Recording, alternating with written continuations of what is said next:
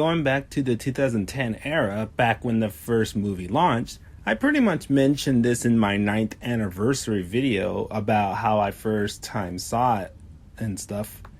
The story begins as a Romeo and Juliet like story, but with wolves and with hairdos, where Humphrey the Omega Wolf, played by Justin Long, and Kate the Alpha Wolf, played by Hayden Panettiere, grew up together with a kind of cliche we get in movies, but Kate has to go to Alpha school to be the future for Alpha leader, while Winston, played by Danny Glover, tells Humphrey about pack laws and stuff.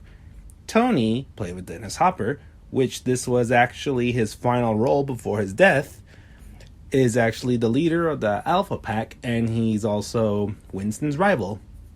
They make an agreement about Tony's son Garth, played by Chris Carmack, that he should marry Kate so they can unite the packs, but both Kate and Humphrey got drowsy from the darts as the humans actually shot those at them and sent them over to Idaho for repopulation, as they later encountered with Marcel, played by Larry Miller, and Patty, played by Eric Price, actually helped out Kate and Humphrey to get them back home. While searching for them back in Jasper Park, Canada, Kate's sister, played by Christina Ricci, asked her mom, Eve, played by Vicki Lewis, if she can keep Garth company until Kate returns, so they later began to start liking each other slowly instead of Garth loving Kate.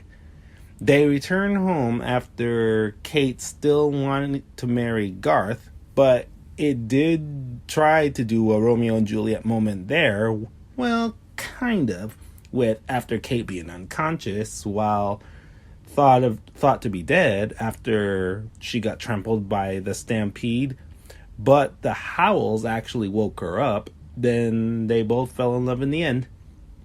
As a big fan myself, like I mentioned, I honestly still enjoy it to this day yet, although secondary and supportive characters like Humphrey's friends, Hutch, Candu, and so much more barely gets roles, but it does have a cult following from the fan base for these characters yet. Kinda like My Little Pony, Friendship is Magic, on how characters gets a lot of love. I love the scenery of different locations on mountains and places.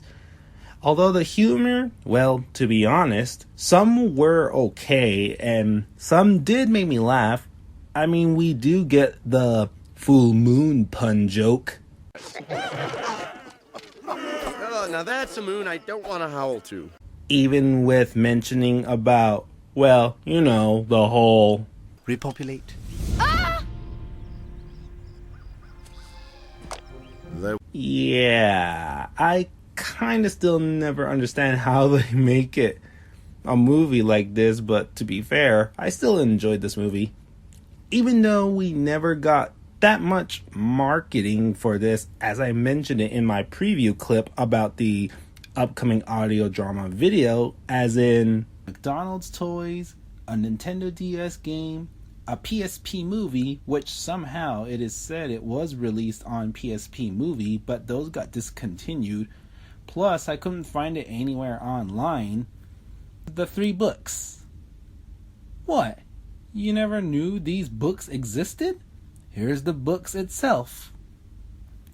This book here has chapters with a 4-page pictures on it. Yes, it's one of those kind of books. Then we have this book where you flip the book over from one side to another. And last, we got this book where it just has pictures and it's very short. I guess they knew it wasn't that successful or something to advertise it. That goes for McDonald's toys that were not in the US for some reason. But once again, I always still like this movie, yet as one of my all-time favorites, even as one of my fave decade movies from the 2010 section. If you're really a fan of wolves or any Romeo and Juliet reference stories, I would say it can be worth a watch unless you rather are not into the whole Repopulate. that or whatever. But anyways, this is still a good movie. And so Omega 1, Alpha 0.